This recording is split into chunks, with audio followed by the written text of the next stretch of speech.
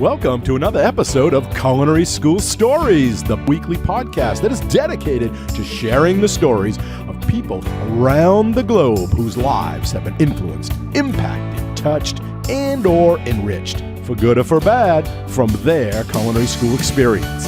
Hi, my name is Colin Roach, and I'm your host.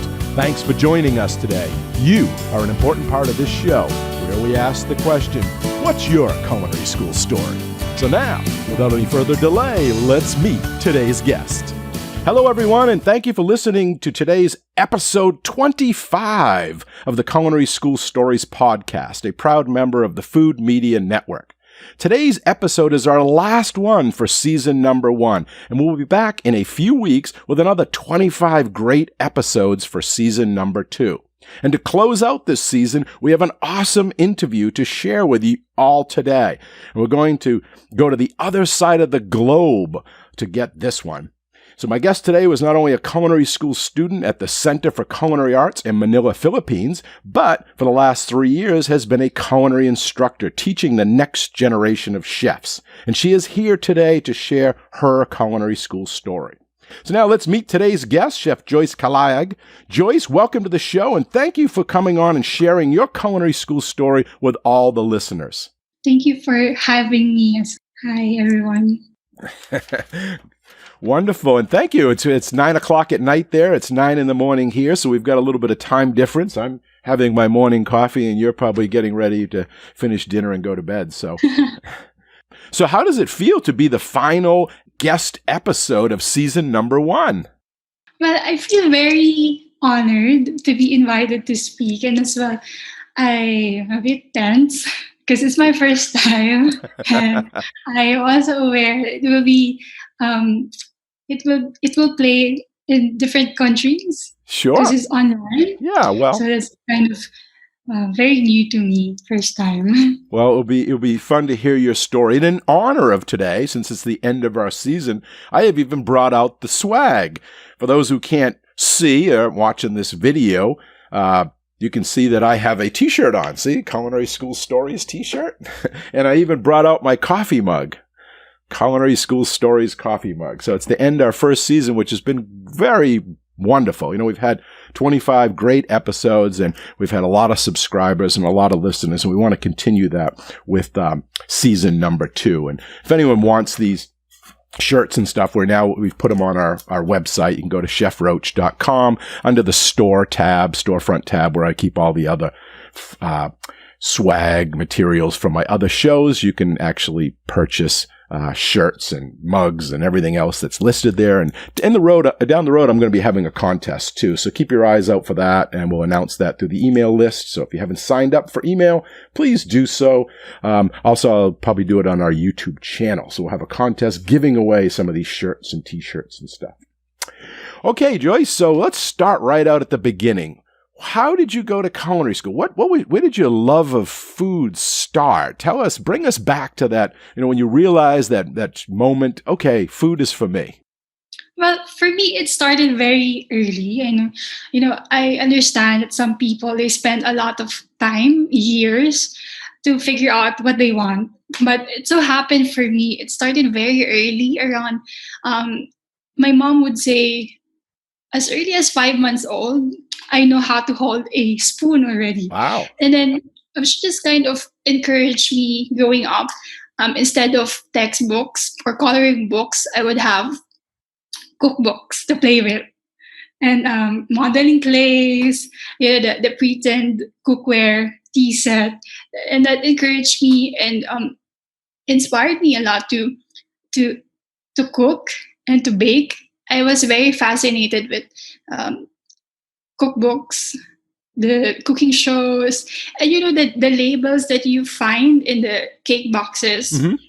with pictures, or the pictures that you see wrapped around cans of condensed milk, sure, fresh milk, those things.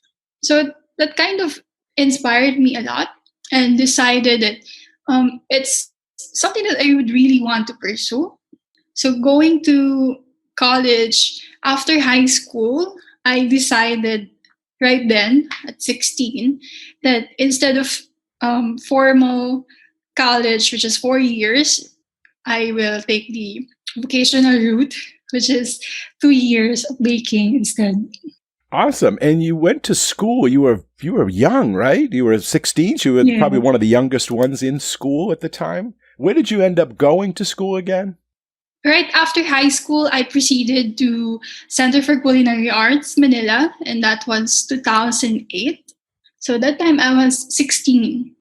Wow. And let's back it up here for a minute. When you decided to pursue culinary arts and go into this career or this profession, how did your family take it? How did your parents, how did your friends, when you said, I'm going to become a chef, what was their thoughts? Were they supportive? Were they talking you out of it? Tell us a little bit about that. Well, they already knew that it was something that I would really want to do because, again, growing up, I was very inspired with cooking and baking. But in this side of the world, Filipinos are very traditional when it comes to education. And being Asian, you know how most Asian parents are, they're very traditional. You have to take a 4 year traditional course in college or university in order to be considered a professional in your field. And the time, that was 2008, there weren't much schools or programs that would offer a 4 year course for an intensive culinary program or baking program. So what I did was I just kept on browsing for college course. Most of my peers went to nursing school, engineering school, and then I was like left out. I couldn't decide, and it was a few weeks before the start of school or the school year, and I still haven't enrolled anywhere. And that's when I decided, maybe if this is something that you really want, just be honest and just proceed with it. At first, my family was not very supportive. I would say they tried to talk me out of it, like, just take any course and then you might want it later on, like dentistry or a pre-med. But I was very certain at the time, I was 16, that I'm not sure what I would want to do after. I might just take the 4 year course, but I have no plans. But if I take a culinary and then a baking course, I have so many plans. Like, I want to teach, I want to write a book, I want to work in a hotel and stuff. And I just sort of figured that's what I want to do, and I would proceed with that. And they were hoping that you would take one or two classes and then maybe lose interest and say, it's not for me. I'm going to go become an engineer or a lawyer or something, right? Yes, exactly. So at some point they must have figured out, no, this is the path. You're not going to change. So they had to get on board, right? At that age, 16, what happened was they kind of let you do your thing. And when something becomes off, if you find it too hard, because culinary school is difficult, it's exhausting. So they were kind of hoping that if she gets exhausted, she'll quit, and then she'll go find a university that would fit her more. Were they asking you all the time, so are you tired? Do you still like it? Do you still like it? No, not to that point, but they were just kind of hoping that maybe I would change my mind, but I didn't. So let me jump ahead here for a little bit. You're also a culinary instructor now. So how do you advise parents now who may be hesitant of sending their children to your school? How do you, convince them, or how do you, provide them with information so that they can make an informed decision about sending their child to your school? To be honest, Chef, open houses helps a lot because I remember there was a season when most of my students were 16, 17, or 18, which just came out from senior high school. So a lot of parents would come with their kids and they would say, how come the tuition fee is so expensive and the program is not a bachelor's degree? But then I have to explain to them that the program is very intensive. It leads you to a career path with a plan. Like if you want to become a chef, you can work in a hotel, you can work overseas, you can become a teacher, and so many more. The thing is, in this part of the world around the time, there are not much professionals who are not a 4 year degree graduate. Most would be career shifters. So what I would tell the parents is, if your child already knows what they want, what he wants, what she wants, it's a good thing, because a lot of career shifters just keep on shifting courses, but they don't really know what they want. They end up not only wasting money for courses that they don't finish, but also losing time for doing things that they don't really want, instead of focusing on something that they want. And I also tell them, if your child is 16, 17, 18, it's plenty of time to get skills. By the time they are 26, maybe they are already have climbed up the ladder, already bosses, or already with enough experience to open their own business or to teach, and so on and so forth. And that kinds of open their mind. Yeah, this is a career, like a professional career that you can start as early as when you are 16 or 17. And do you find that society over there, the general consensus is that they look down on culinary, they look down on the trades, they want them to go and I guess get a professional type degree instead? Is that their impression? There was a time, Chef, that was the case. It so happened now that it's 2020, a lot of things has changed. There are more schools now in the Philippines that are offering program. There are more marketing materials or collaterals that you can see online. But way back, there were just a handful of schools. So because of these schools having expensive tuition fees, they kind of get the notion that it's just a fancy hobby. Mm-hmm. And anyways, it's not a 4-year degree course, and it's so expensive. So they kind of like thinking, oh, this is just an expensive hobby. It will not get you anywhere or anywhere that far. And now it's 2020. What's great is the education system has also improved. So there are more universities offering a more intensive, more aligned program. Before, there's just bachelor in hotel and restaurant management. Now there is bachelor's in culinary operations or kitchen operations, which is a proof of the education system has become more aligned, and the curriculum has become more consistent and more relevant to what the students want. Yeah, it's kind of similar to what we went through here in the United States, and chefs and pastry chefs and culinarians, they were listed in the Department of Labor as domestics. But in I think it was 76, I think the American Culinary Federation petitioned to get that changed to it elevated to a profession. And once it became a profession, more schools flourished. So now people would go to school for that, and it became a profession. It became more than a hobby or considered a domestic. So we've had that change, though even still today, some people I think would look down on it a little bit, but at least it's elevated the schools a little bit.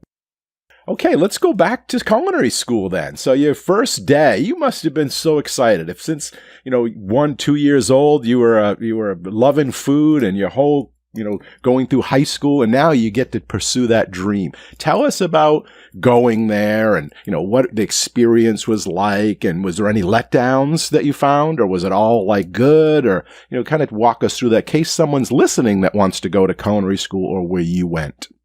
Because I was just fresh out from high school that time. I have no idea what's it like to go to a university. And my school, my culinary school, was just a small, tight-knit community. It's just a one square school. It's not like a big campus. So the first day, I remember I was very tense because I didn't know what to expect. And the instructors were very formal, very strict. So you were told what to do, what to expect. And a lot of my classmates didn't expect that culinary school is like a sort of a military boot camp. Like they shape you, they discipline you, they give you a lot of quizzes, they give you long lectures before you are let to cook in the kitchen. And for maybe 2 months, it was just all lectures. And most of my classmates didn't expect that. Most of us were just expecting that, okay, we will come in the morning, we'll cook, we'll be happy, and just eat, and then just go home. And it wasn't the case. It was a formal training, and that kind of opened my eyes more that, okay, this is a proper school. It's not just a hobby school. Yeah, it's like a business degree while learning a craft at the same time. You got to put both of those together. Yes, I agree. But however, the length is very cramped but intensive compared to a 4-year course. And for those, I think, listeners out there that may be aspiring to go to culinary school, you bring up a great point, because they don't realize, they think, maybe we're going to just go cook and have some lunch and relax. And it's not. It's pretty regimented, and you're right on point when it's militaristic. It is like a boot camp. The uniform, the lineups that go in, the hierarchy, the brigade system with the chef, sous chef, all the way down. So, it's not for necessarily maybe someone that's more weak at heart, because when you go in there, at least that first year is pretty regimented and tough, where you got to learn those fundamentals and get those lectures, and then you get to be a little bit more on the creative side as you go up through the ranks. So you went there, and you were getting your first taste of it. So after 2 months did you get to go to labs? 3 months? What was your first lab? What was that like? I took culinary for a year before I proceeded to baking, and the first lab for both program is knife skills. So you have to do the dices, the different cuts, and then butchery as well. So you had to fabricate chicken, fish, those things. But fortunately, in this side of the world, we don't that time we don't butcher the whole pig anymore. It just comes into slabs, and then you just have to clean it. Example, if it's a rib, then you clean the rib part. Or if it's a belly part, then you clean the belly part. It's not like way back before that they give you the whole pig live and then you butcher it. That was your first class then, huh? That was the first class. And I remember I was the slowest in the class. Really? Is that class what drove you to baking and pastry, or you already had that as a dream? I already intended to do baking and pastry as like a mastery or an expertise. But I also wanted to do the cooking part just so I have more skills. But I knew already from that point that it's something that I'm not very great at. That I have to work harder compared to baking. But it's not because I quit. That's why I shifted. It's more of like baking is something I wanted to learn more than the hot cooking. Sure, and culinary school is kind of like medical school. You all start at the same place, learning basic anatomy, and then you specialize. You branch off, and you can do baking and pastry, you can do front of the house, you can do nutrition, you could do, the culinary chef traditional route. So, there's ways that you can specialize within that degree. I agree. Okay, so what was your best class? What was your favorite out of them all? Is there one that stands out, maybe because of the topic, maybe because of the instructor? Is there one that you just, still fondly remember? So fortunately for us, I remember on the hallway when you walk past by, there's a bulletin board. And on the bulletin board, they posted the curriculum. So it's kind of a academic calendar. For example, June and July, the classes are this, and then August onwards, these are the classes. So you get to see, okay, on December there will be a grand buffet, and then on January the classes will be ice creams, and then come March the classes is just chocolates. So that kinds of inspires you that, okay, a few months time you learn chocolates, a few months time you learn how to make wedding cakes and those stuff. So for us, we already know the subjects that are coming, and we're more like excited that if this class is kind of boring, it's kind of heavy, at least this ice cream classes will come, and everyone loves ice creams and everyone loves chocolates. So it's kind of, sometimes it's boring class, but then you get to see which are the exciting classes. And fortunately also for us, the instructors are very cool. They're very skilled, but also very cool, which is an amazing experience. Wow, great. So what is something you wish you knew before you got there? Like now after you've gone through school or you're a teacher now and you reflect, what is a piece of advice you could give to someone who it hasn't gone yet? And you're like, this is something you should do or something you should know in advance to getting there. It'll make the path so much easier if you do this one or two things. I think you should really be decisive if it's something that you want to pursue, because not only that it's expensive, it's exhausting. I mean, you go to school 6 a.m. and go home in the afternoon. If you're lucky, if you only have one class a day, you go home after lunch. But what if you have a full day? Let's say you finish at 6 p.m. and you have quizzes, you have to make your action plans, you have to prepare your uniforms and stuff. So you just have to decide, is that something that you want to do? Because the thing is, after school, that's the life that you will get. When you go to the restaurant or the hotel, you wake up at 6, you prepare your stuff, you go to your station, and then you go home late. And then you prepare your action plan the next day or your prep list. So it's just really a preparation for the career. And not only that, it's a waste if it's not something that you really want, because it's expensive. It's very expensive to study culinary and baking, and also the time. Some students, they finish the course but they don't practice. Mm-hmm. And the case here, from my experiences, in my batch there were like 180 to 100 students, and when we graduated we were only 30 something. Wow. And then now, presently, those 38 or 40 students, not all of those are practicing culinary or baking. And it's just a bit of sad, because I hope that everyone practiced it. And now, the difference that it would make 10 years later, where would they be if they only consistently practice and hone their skills?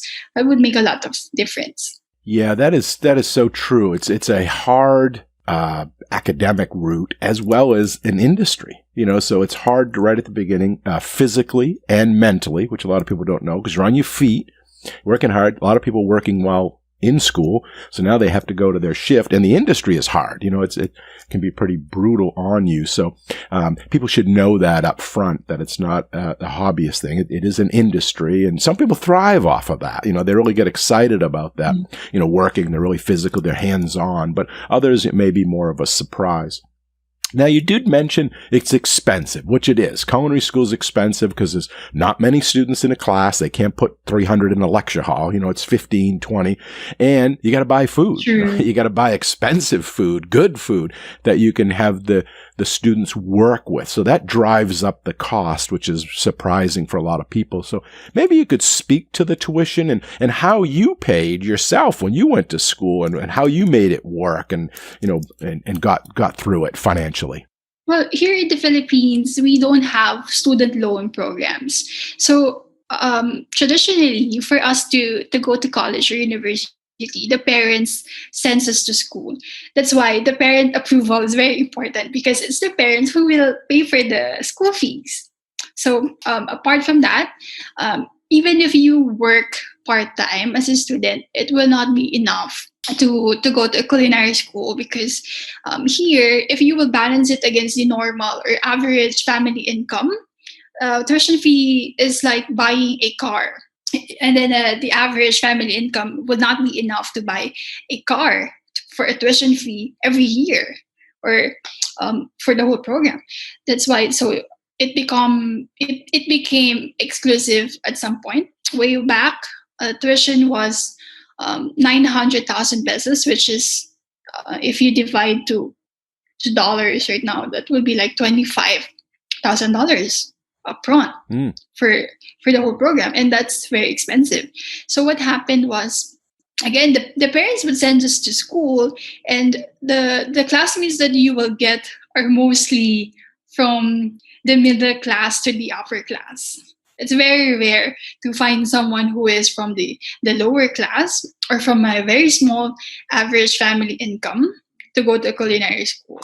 So what I did was, initially my siblings supported me, but I had to figure out, I had to get the scholarship for me to sustain the whole program, because I took 3 years in total First year is a culinary program, which my siblings paid, and then for the baking part, which is another 2 years that I had to work on my own, which is the scholarship grant.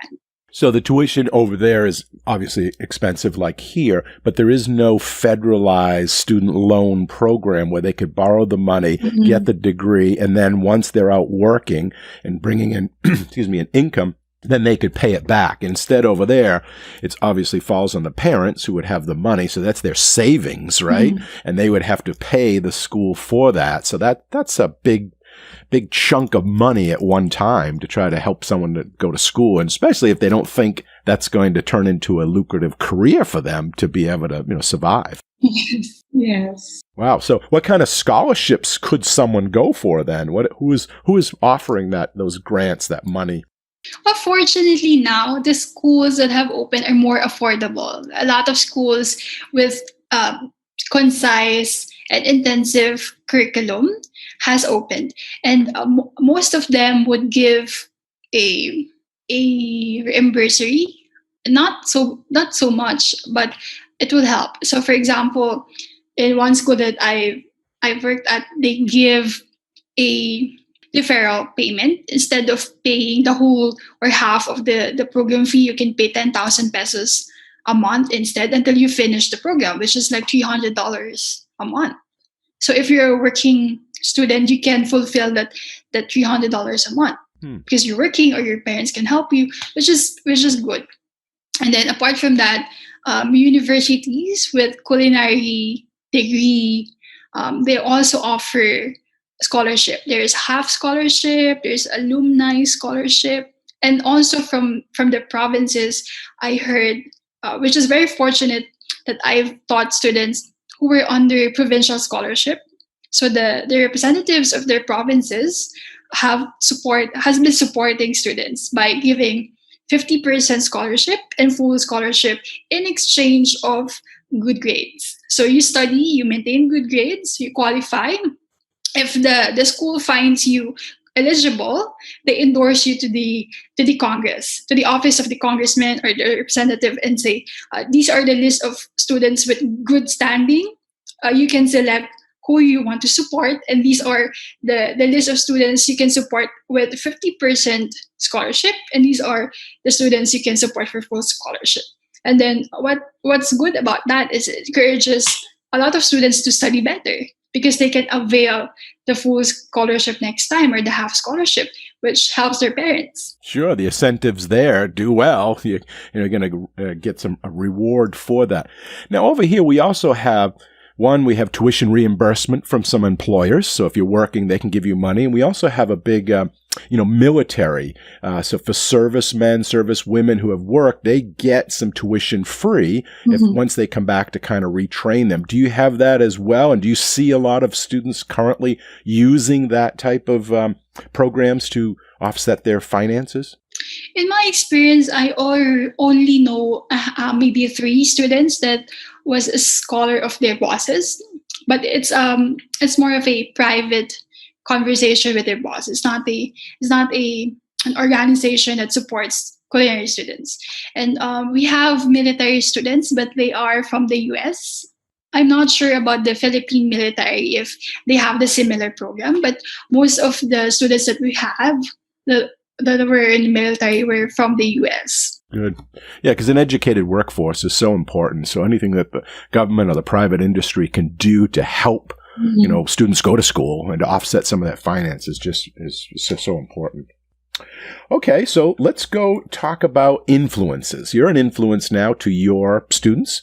Who influenced you? Going up through the ranks, going through school, going through your career? Who were 2, 3, 4 influences? You want to give a shout out to a couple of them? Who was a mentor? Who was an influence on you? Well, I have had this instructor in culinary school who I was very fortunate to also have as a boss in my previous teaching experience. His name is Michael Yap, Chef Mike Yap. So Chef Mike Yap was my instructor in culinary school. And I remember, I'm not sure if he already knew this, but he was very strict. He was very strict, very good skills, a very smart, prim, and proper man that with a commanding voice. So Chef Mike Yap was a very quiet man. He is a very serious man. When he walks or enter the classroom, everyone settles down. He doesn't have to raise his voice. He was just like say, class or guys, and everyone will shh, quiet. He's got a presence in the classroom, huh? Exactly. He has this presence that it amazes me even when he became a boss. That sometimes I look at him and say, how come a man just walks in and everyone shh? And I wish I would earn that presence or voice. You don't have to speak to be heard. You just walk in, stand tall, and everyone listens to you. But I think also his skills matters. I remember watching him do his demos. He's very precise, and he can really explain things. And I remember I was not feeling well for a few days already, but I can't miss his classes because again in culinary school the program is very shortened, and if you miss a class that would affect your grades a lot. Just like a day of absence would cause you to fail. Okay.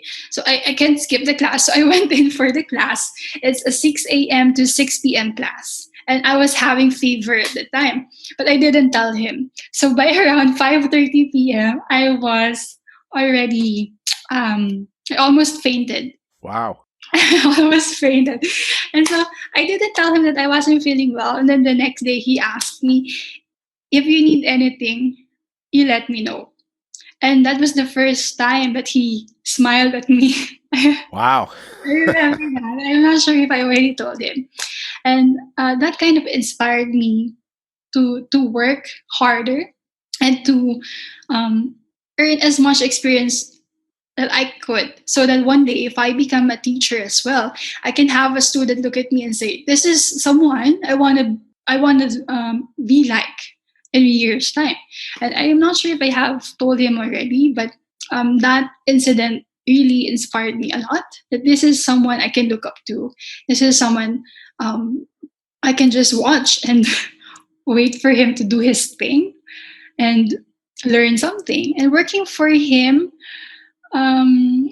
was very tense for me because this was my former instructor who became a boss and colleague, and he saw me from the 16-year-old to the 29-year-old presently, and he would say, if you just see yourself how much you have grown, then you realize a lot of years makes a lot of changes and do well to people.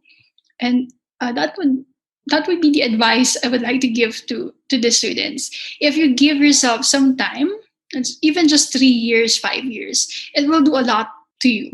Skills wise and experience and maturity, it will really widen your scope. Yeah, school is supposed to change you, right? You're supposed to go into school and come out the other side a different person. You're supposed to change, mold, maybe better, maybe worse, but you should come out differently. And hopefully those people that we interact with, students, obviously, but teachers, make some kind of impression on us. And there's a few that do stick out. And as you mentioned, you have yours that almost become, a role model, a mentor that we can then try to emulate as we go through our careers. Mm-hmm. Now, you did mention absences in lab just a minute ago, and I want to touch on that because even at our schools over here at Johnson & Wales University, in a lab class, because they're so intense and so short, and they're 9 days or 7 days, you cannot miss. And if you do miss a day, I think in our 9-day labs we allow 1 absence, but it doesn't usually affect your grade. But 2, you're automatically dropped, and you have to take the class again because of that. Contact hours. You have to be there for that. That could be the day you're learning about hollandaise sauce, and if you miss it, you don't get that skill to use to go on to other classes. So I don't think people realize that the intensity of that, and it does force you, unfortunately, when you're ill or you're not feeling well. I think I'll sleep in today. Yes, no, that exactly. does not happen. You are obligated to go. If you're not feeling well, you have to show up. Yeah. And we try to discourage that because obviously if someone comes in sick, they're going to spread things. So we want them to stay home. But at the same time, it's hard to say, well, you're going to drop the class and then you're going to be charged and you're going to have to take it again and it's going to delay your graduation. Exactly. And they also choose to go to school even if they're sick, or just not tell anyone if they're not feeling. Yeah. And it's kind of carries over into the industry. When you're in the industry and you're working the line, or it's a Friday night or a Saturday night or holiday, they expect you there. And unless you're, really sick and on your way to the hospital, you go and take a couple of, Advil or Tylenol and get in there. Another thing you talked about was his presence when he walked into that lab, and the students just quieted. They paid right attention. And that's because of his demeanor and his personality that precedes him and his professionalism and obviously skill level and stuff like that. But do you notice a difference between male and female instructors? Do the students perceive them differently? Is a male or female student perceived differently? And how is that looked at over there in the Philippines? I think in my experience, female instructors or chefs instructors are perceived more serious. Students get to quiet more, listen more when they see a female instructor coming towards them, because I don't know, maybe because the motherly instincts that this is a teacher, okay? And then commonly male instructors are the funnier ones. They're the more chill instructors. Really? I think that was the case for me. If in my experience when I was a student, if the instructor is a female, I just have to gauge, is she like a mommy instructor, or is she like a sister instructor, which someone who jokes, someone who doesn't yell, someone who just say it's okay, calm down, versus an instructor who is very very strict, or like a iron lady teacher. And in my experience, the iron fist instructors fell towards the female than the male. Really? Yeah, that's my experience. I'm not sure for other people but in my experience, the female chefs, they are tougher in classes than the male counterparts. And why do you think that is? Maybe because female were motherly, and when you are a mom, you instill a discipline, and also you are more focused on the quietness, organization, because that's your thing as a mommy, or as a woman. Everything has to be clean, everything has to be in order. If you don't listen to me, I will discipline you. Those things. And I noticed the male instructors are more like, let them do their thing. They are adults, they will listen. But for us women, we're like more into control. If you don't listen to me, I will make you listen to me. Those things. So what type are you? If I had asked some of your students, well, what do you think of, your chef? How would they describe you? Would they think you're the maternal type that's going to be nice and crack jokes? Or are you going to be really, they think you're a strict one? They will probably say I'm a grumpy one. Yeah, I think I'm a grumpy one.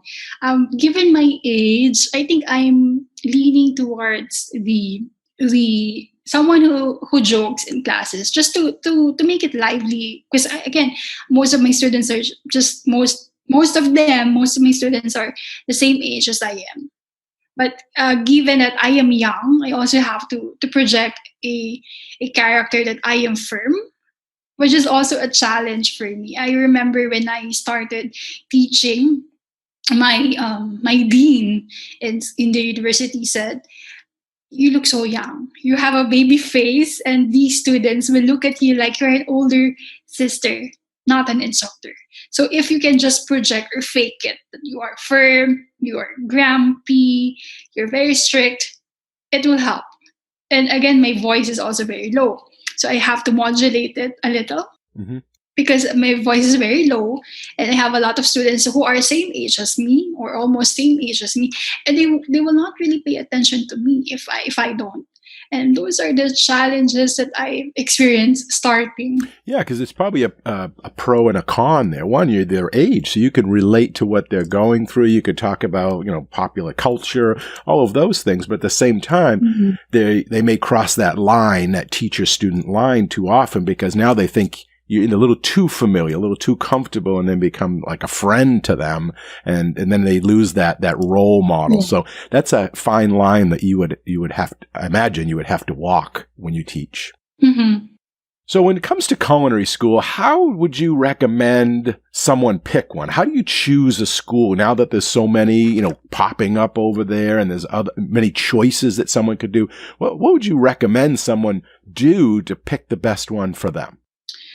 It's very important to know the curriculum that works for you. For example, if you already have a degree, of course, you don't go to universities that offers 4-year course. Otherwise, you have to start from the very beginning, which is the first year. But if you think that you already are old enough, you can proceed to the trade schools. Example, you just want a additional continuing education, or if you are straight from senior high school and you want to skip the 4-year course and do the trade school, you can also do that. But I would recommend that you check the curriculum apart from checking the tuition fees. There are schools offering expensive courses, but the program is not intensive. And there are schools offering very affordable rates, but the programs are not intensive and not competitive. So I would suggest, again, you check the curriculum, then you check also the tuition fee, compare the cost, and if you can, check the names of the instructors. It's good if the school is popular, if the school is joining competitions, if the schools have affiliates overseas. Example, the American Chefs Federation, they say it right? Yeah, American Culinary Federation, or, there's different ones. Canadian Professional Culinary Federation, there's a few different ones, yeah. So example, the school is an affiliate, and that's good because it means the school is recognized overseas and the program is recognized globally. But again, there are schools who offers very cheap, affordable courses, but they don't give you a certificate or diploma that is nationally or internationally recognized. Right, yeah, because it's what is the objective that you're looking for? If it's a hobbyist, you just want to go learn to make some dumplings or, a couple of dishes, maybe the instructor in there is someone that's been, just learned it, or someone that's been teaching it in their home kitchen. But then there's others, the professional schools that, if you could find out who they hire for their faculty, that's important because do they have advanced degrees? Do they have masters? Do they have PhDs? Have they been in the industry? Are they certified? That can help, with your resume or your portfolio CV when you come out, who taught you. Now, speaking of furthering your education, you are currently going after, I believe, your master's degree. Could you tell us about your master's degree, or did you already get your master's degree, and where did you get it, and what topic, subject did you study and get it in? Right now, I'm in the process of going to a master's degree course in University of Wollongong, Australia, which is in Sydney. So I would want to do the vocational education master's because as an educator, I've been in a room where I am the youngest. And I've also been in the room where most of my colleagues have either master's or PhD. And my age being the youngest, I feel like I am not that equipped to teach the courses that these instructors are teaching because not only that I'm young, I don't have the degrees that they have. So that encouraged me to study further. But again, it's a person to person basis. If you don't want to teach, you don't have to. But if you want to, then it's better because you get to share more if you know more. Mm-hmm. And you're more effective as an educator if you have a master's or a PhD. That's why I decided to pursue it. Right now, I just completed a recognition for prior learning in Sydney also for patisserie. What it will do to me is it will give me qualification to teach in a trade school, overseas, also locally, to teach patisserie. And also at the same time, be a professor in vocational school because it's a vocational education, master's, and specialization in patisserie. And is that an online class? Are you going to have to go for residency to Sydney, or you have to go there, or it can be done all through the internet? Now it's a blended learning setup. So I have to go there as well for a few months and complete the course, but most of it will be offered online. Great, yeah. And I'm a big advocate, as most educators are, for lifelong learning. I mean, that's why we're in education. We value education. So therefore, we're always learning, right? We always want to go to school and keep pursuing that. And it does help because, as you mentioned, it makes us a better instructor, a better teacher, because we're more knowledgeable. But it's also for our own, our own goals, our own, plans, our own CV, to keep growing mentally and academically. So now that you've looked back on it, is it worth it? Is it worth going to culinary school? Is it worth the path that you picked? And is it the path that you would recommend to others, or any changes you would make to that if you could now, with that benefit of looking backwards? Chef, personally, I think that it's worth it. But I would just like to share also. I've had students, a lot of them are career shifters. And I've also had students who are almost as age as my parents. And whenever I ask them, because it's common in the first day of class that you ask your students to introduce themselves and say a little about themselves. And the common question would be, why just now? And a lot of them would say, it's just I wasn't confident earlier. It's something that I didn't want to pursue earlier because I don't have the approval of other people, or feel like it's not traditional and those things. And what they have lost is time. I have had a lot of students who would tell me, imagine if I proceeded with this 5 years ago, 10 years ago, I will not be regretting the years spent not doing it. By now, I will have a lot of skills and a lot of experience. And personally, I think also the earlier you start, the better for you, because it gives you more time to earn the skills and earn the experience. But it doesn't matter if you are 16, if you are 25, you're a career shifter or a mother or a grandmother. If it's something that you really want, then it's just being honest to yourself to pursue it, regardless of other people's approval or not. Because the society will follow. If they see you thriving and happy, they will support you. And again, that's also very important to determine that it's something that you want to do. Because if you were honest enough to pursue it, other people will also get encouraged to pursue what they also want. Yeah, life is short. You need to, go after those dreams and those goals and those passions, and whatever point in life that happens. Obviously, if you can do it younger, you have more time in pursuing and doing those things that you enjoy the most. But, if the revelation comes later on, that's when you have to do it. I recently interviewed someone on the show, and she was a lawyer, and she had never always wanted to be with food, but because of, like you mentioned, pressures from parents or other people, she pursued something that really wasn't in her heart. And eventually she realized, and she changed, and good for her, but, might have been better had they had done it sooner. But again, everyone has to make those decisions when it's right for them, and financially and mentally, and jump on board when it works. And it was funny, she also mentioned, we talked about the difficulties in culinary school and the challenges that you go through. She also mentioned, and I've heard it from other people, that she thought culinary school was harder than law school. So, and for her, it's not as difficult. Because it was law school was a lot of theory and a lot of book work, and you could study and take tests and stuff. But here, it's physically. You got to stand up, you got to chop, you got to cut. It's hot, and it's a lot more. And the homework, the assignments and the homework and the projects that you have to do and the practical exams.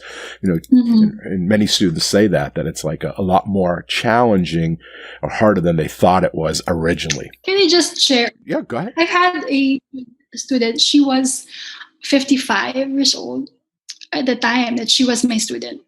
And being 55, she's close to, retirement age.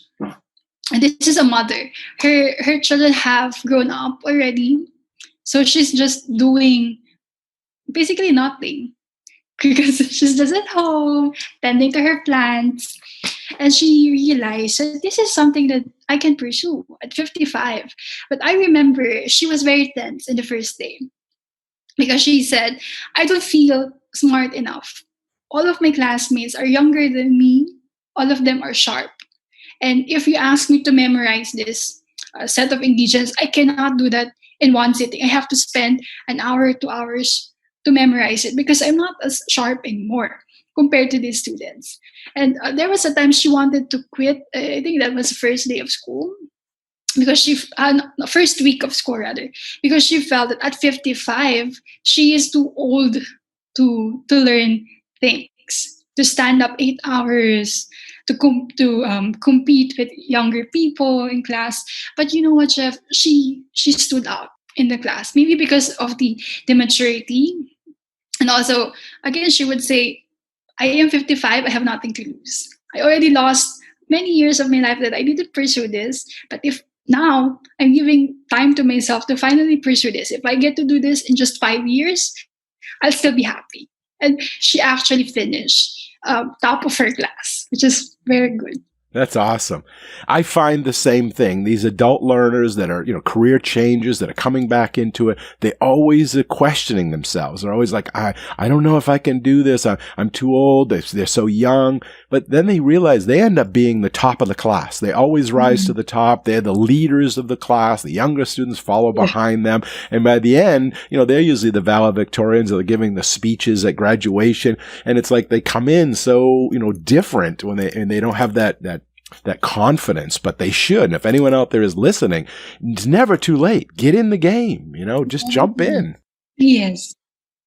I want to talk about competitions. I've noticed you've done a lot of them. You've done a lot of competitions throughout your career.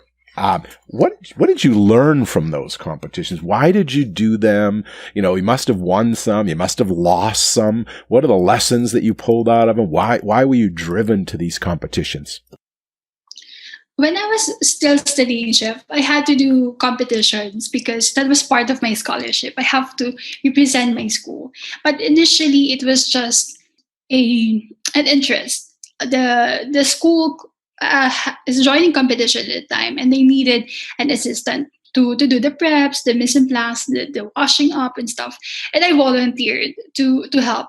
But it so happened one of the competitor got sick, and they need a replacement a week before.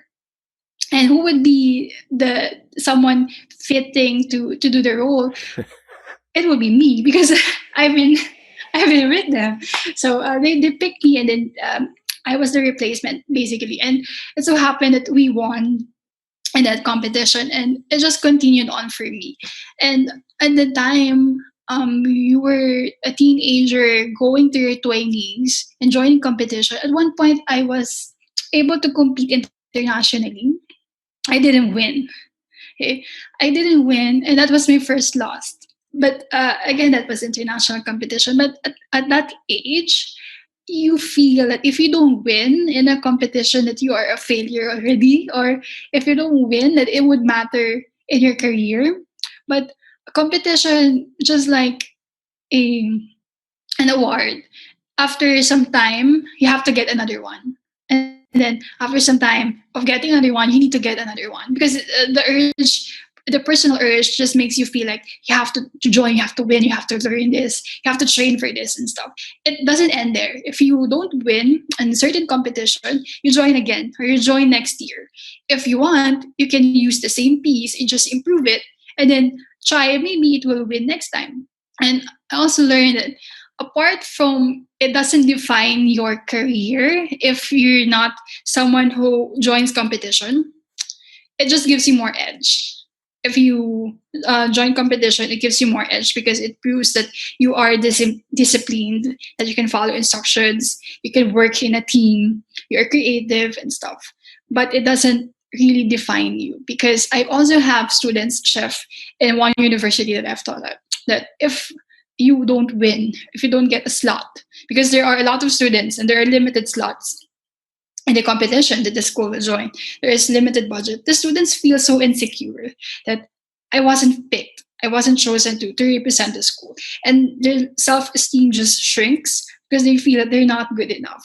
But only for me to tell them, you know what, when you graduate, you can join independently. You don't need the school to register to competitions. You can join on your own. You can train on your own. And maybe your workplace can also support you. So it's just really a matter of keep going and keep training. And if your bosses see that you have the potential, they will be really happy to support you. Mm-hmm. Yeah, and like you said, win or lose, you still learn. You're still growing. It's challenging yourself, and that's an important part of it. And it's just, keep learning. It's all part of it. And then don't let it get in your head. Very important, because some students, I also experienced this personally, that if you win something in a competition, no matter how small the competition is, it gets in your head that you are the smartest or the most skilled. But again, after some time, that competition is replaced with another year competition. You just have to keep nurturing that skill. Mm-hmm. Yeah, nobody likes to lose, but you do. You pick yourself up. You learn from that mistake, rejection, whatever it is, and make yourself better. Yes. So, what do you think the future is of culinary school? Now we've got this global pandemic. We've got a lot more technology. We've got, things that are going on. The world is definitely pivoting. We're in a big change going on. We don't know if it'll ever go back to the way it was, which may be a good thing. Where do you see culinary school, this industry, going in the future? To be honest, Chef, I have had a lot of reservations. And it goes, I think, for everyone who teaches in culinary, because cooking and baking is very tactile. You have to taste, you have to work with your hands, and the discipline. You have to see your students from the way they stand up, the posture, the way they tuck their shirts, the way they do their neckerchief and stuff, the way they handle the meat, the way they hold the spatula and stuff. And it's very challenging that you cannot see that if it's online. Cannot see how the students perform at home, and you cannot give them encouragement all the time, not as much as when you were in the lab. And it's very challenging. At first, I thought that is impossible because, again, it's very tactile and you cannot compensate that with online. But I think you just really have to try, and there are schools now who have invested in online program. And what's beautiful about it is you get to assess the curriculum and the program again.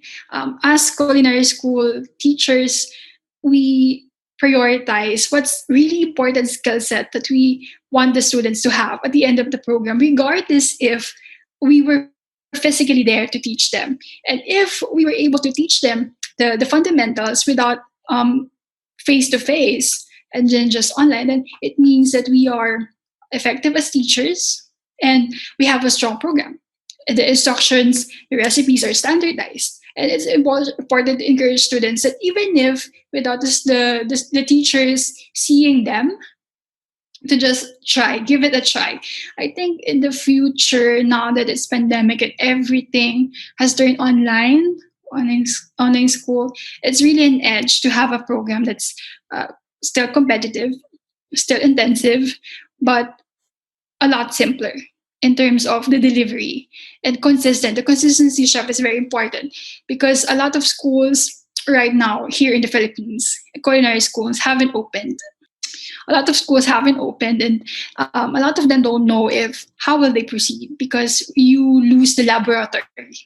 And our curriculum is made of 90% laboratory, which is the practical kitchen, and 10% lectures. So this is a total shift for us. We have to hustle to create a program that would encourage students to still enroll even if they're not in physical classes. But it also gives us the opportunity to improve the curriculum structure that we have at the moment. Mm. Instead of 90% practical lab and just 10% lecture, maybe it will change in the future to 100% online, but 100% competitive and intensive.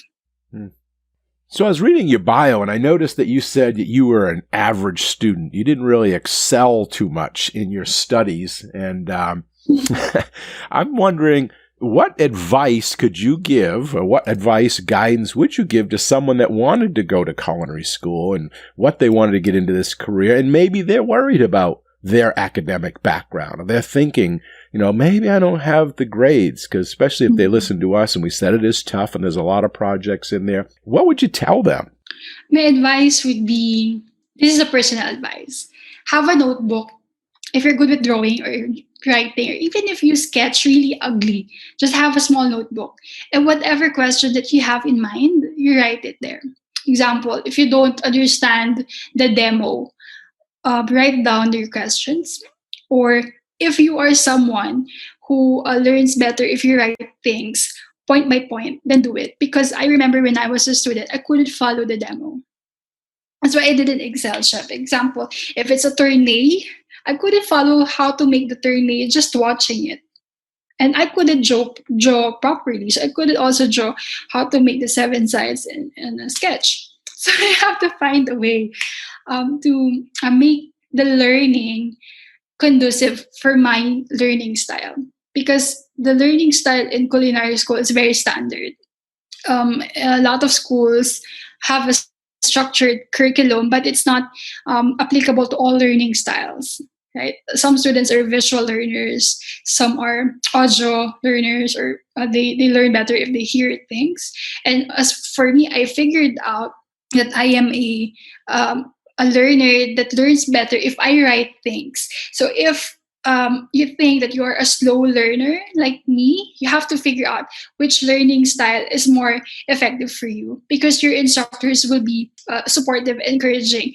I remember I have had instructors who are very patient with me, even if I ask things twice, 3 times, even if I make them 5 questions at once. One by one. They were very patient. It really matters, because at the end of the day, you are a student and we are teachers. So it's our role to make you understand or to answer your questions the best that we can. Because a lot of students are afraid to ask questions. They are embarrassed that they will be judged, that they didn't follow the demo as quick as the others. But it's very important that you allow yourself find which learning style is effective for you to understand things. So again, have the notebook and also practice at home. It's also very important. For example, you can do the tournée in class, but you can bring home the potatoes or buy carrots on your way home and practice. Spend time practice. Sacrifice a weekend instead of playing outside. Practice at home. Yeah, that's key. The repetition is the key to learning. So you got to do it over and over and over. And, just watching a demo or listening to a lecture, that sometimes isn't enough, especially in this, practical, hands-on kind of culinary world. So, you just got to go back and do that repetition. Alrighty, great. So what's next for you? What's next for Chef Joyce? Where are you going to see yourself, in the near future, in 5 years? What's your plans as you go through your career? Right now, my goal is to finish the master's degree. And also, I'm in the process of writing a patisserie book.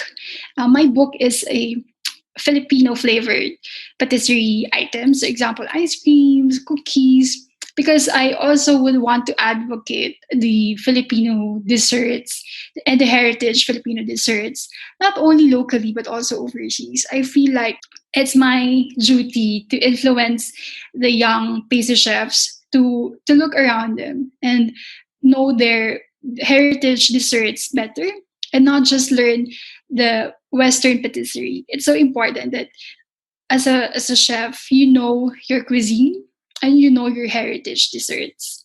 Well, that's cool. Where can someone get your book? Where is it going to be available? How can they find this? It's a cookbook called Sublime by Joyce Calayag. It will be available on Amazon Kindle as an ebook. All right. And so what was the release date of that? It will be hopefully a 3rd week of November this year. And you can follow my book journey on Instagram as @JoyceDoodle. That's JoyceDoodle. Okay, great. And I'll put that in the show notes too, so anyone's listening can go back and find that information to be able to follow you and hopefully get that cookbook once it's released. Thank you. Great. As we come to the end of our chat today, and before we wrap up, any last minute thing you want to share with the listeners? Advice, guidance, something you want to tell them before we close? I would just like to encourage everyone that if you already figured out what you really want to do, just be honest with yourself and then pursue it no matter what. It's so important right now. We are in a crazy world. Okay. It's a crazy time. And you might as well you use your time properly, invest with education, practice at home. And so it's a good time right now as well because we have more resources. There are a lot of ways to become a professional chef now than before. There are resources online. There are more culinary schools. And you can also work as a chef and learn the trades in the industry and not just go to a professional culinary school.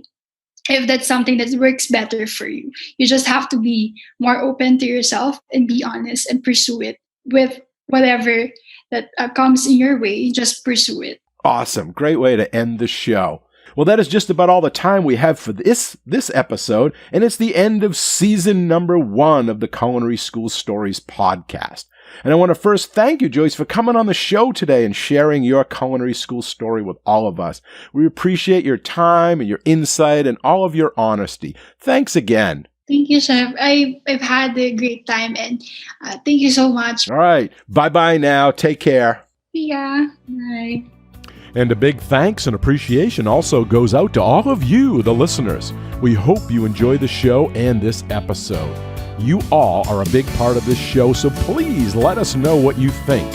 Your comments are always welcome, and they help us in making the best show possible. You can email them to culinaryschoolstories@gmail.com. That's culinaryschoolstories@gmail.com. Or even leave us a voicemail at area code 207-835-1275. That's area code 207-835-1275.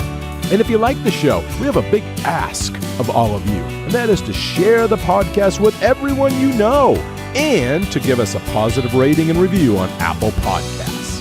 Okay, until our next Culinary School Story, take care and be well. Bye-bye. Culinary School Stories is a proud member of the Food Media Network.